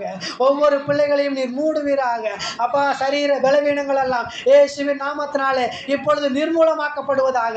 எல்லா சரீர பலவீனங்களும் வெளியேறுவதாக இயேசுவின் நாமத்தினாலே. எல்லா குடும்ப பிரச்சனைகள் எல்லாம் இயேசுவின் நாமத்தினாலே வெளியேறுவதாக இயேசுவின் நாமத்தினாலே. அப்பா வந்திருக்கிறதான ஒவ்வொரு பிள்ளைகளையும் குடும்பமாய் இயேசுவின் நாமத்தாலே நான் ஆசீர்வதிக்கிறேன் கர்த்தாவே. வந்த பிள்ளைகள் வந்த வண்ணமாக அல்ல, வந்திருக்கிற ஒவ்வொரு பிள்ளைகளும் இருதயத்திலே மாற்றத்தை பெற்றுக்கொண்ட பிள்ளைகளாக, வாழ்க்கையிலே மாற்றத்தை பெற்றுக்கொண்ட பிள்ளைகளாக, அநேகருடைய வாழ்க்கையிலே இந்த வார்த்தை சென்று அநேக காரியங்களை நடப்பித்ததற்காக உமக்கு நாங்கள் கோடான கோடி நன்றி சொல்லுகிறோம் கர்த்தாவே. அநேகர் இந்த பிரசங்கங்களை கேட்டு விட்டுட்டு அவருடைய வாழ்க்கையிலே சென்று அவன் நடைமுறை வாழ்க்கையிலே வாழும் பொழுது இந்த வார்த்தையை அவர்கள் நினைவுபடுத்தி, இந்த வார்த்தையை அவருடைய வாழ்க்கையில் நீர் நினைவுபடுத்தி சூழ்நிலை நேரங்களிலே இதை எடுத்து அவர்கள் வாயிலே வைத்து உச்சரித்து சூழ்நிலைகளை ஒன்றுமில்லாமல் பண்ண போகிற அளவுக்கு கர்த்தர் கிரியை செய்யும்படியாய் நாங்கள் ஜெபிக்கிறோம் கர்த்தாவே. நீரே மகிமைப்படுவீராக, நீரே மேன்மைப்படுவீராக. வந்திருக்கிறதான ஒவ்வொரு பிள்ளைகளையும் சாட்சியாய் நீர் நிறுத்துவீராக. இந்த பிரசங்கத்தை நான் கேட்டுவிட்டு சென்றேன், என் வாழ்க்கையில் இருக்கிறதான அநேக பிரச்சனைகள் மாறினது என்று வந்து சபையிலே சாட்சி சொல்லத்தக்கதாக அநேக சாட்சிகளை கர்த்தர் நீர் எழுப்பும்படியாக நான் ஜெபிக்கிறேன் கர்த்தாவே. வந்திருக்கிறதான ஒவ்வொருவரையும் இயேசுவின் நாமத்தாலே நான் ஆசீர்வதிக்கிறேன் கர்த்தாவே. அப்பா ஞானத்தை கொடுங்க, அறிவை கொடுங்க, புத்தியை கொடுங்க. வாழ்க்கையிலே நடத்துறதுக்கான எல்லா ஞானத்தையும் அறிவையும் புத்தியையும் கர்த்தர் நீர் தந்தருளுவீராக. அப்பா சம்பாதிக்கிறதற்கான உடல் பலத்தை கர்த்தர் நீர் தந்தருளும்படியாக நான் ஜெபிக்கிறேன் கர்த்தாவே. அப்பா நீரே ஒவ்வொரு பிள்ளையினுடைய வாழ்க்கையிலே வீட்டின் தலைவராக இருந்து ஒவ்வொரு குடும்பத்தையும் நீர் நடத்தும்படியாக நான் ஜெபிக்கிறேன் கர்த்தாவே. அப்பா பலவீனத்தோடு வந்திருக்கிற எல்லா பிள்ளைகளையும் பலத்தால் நீர் இடைக்கட்டி அனுப்புவீராக. சரீரம் எல்லாம் பலனாய் மாறும்படியாக கர்த்தர் நீர் ஆசீர்வதிக்கும்படியாக நான் ஜெபிக்கிறேன் கர்த்தாவே. சபிக்கியத்தையும் ஆரோக்கியத்தையும் ஒவ்வொரு பிள்ளைகளுடைய வாழ்க்கையில் உண்டு பண்ணும்படியாக நான் கட்டளையிடுகிறேன் கர்த்தாவே. எல்லாவற்றையும் கரத்தில் கொடுக்கிறேன் ஐயா. இயேசுவின் நாமத்திலே ஜெபிக்கிறேன் நல்ல பிதாவே. ஆமென் ஆமென் ஆமென் ஆமென். காணிக்க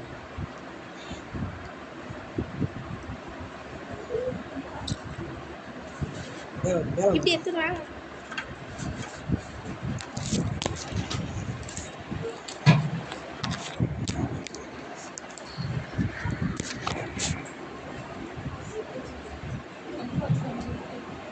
ஆயிரம் ஆயிரம் நன்மைகள் அனுதினம் என்னை சூழ்ந்திட கிருபையும் இரக்கமும் அன்பும் கொண்டீரே. ஆயிரம் ஆயிரம் நன்மைகள் அனுதினம் என்னை சூழ்ந்திட கிருபையும் இரக்கமும் அன்பும் கொண்டீரே. நல்ல எபினேசராய் என்னை நடத்தி வந்தீரே. நன்றி சொல்ல வார்த்தை இல்லை. நல்ல எபினேசராய் என்னை நடத்தி வந்தீரே. நன்றி சொல்ல வார்த்தை இல்லை. காலை மாலை எல்லா வேளையிலும் என்னை நடத்தும் கரங்கள் நான் கண்டேன். காலை தேவை பெருகும் போது சிக்கி தவித்திடாதே உதவும் கரங்கள் நான்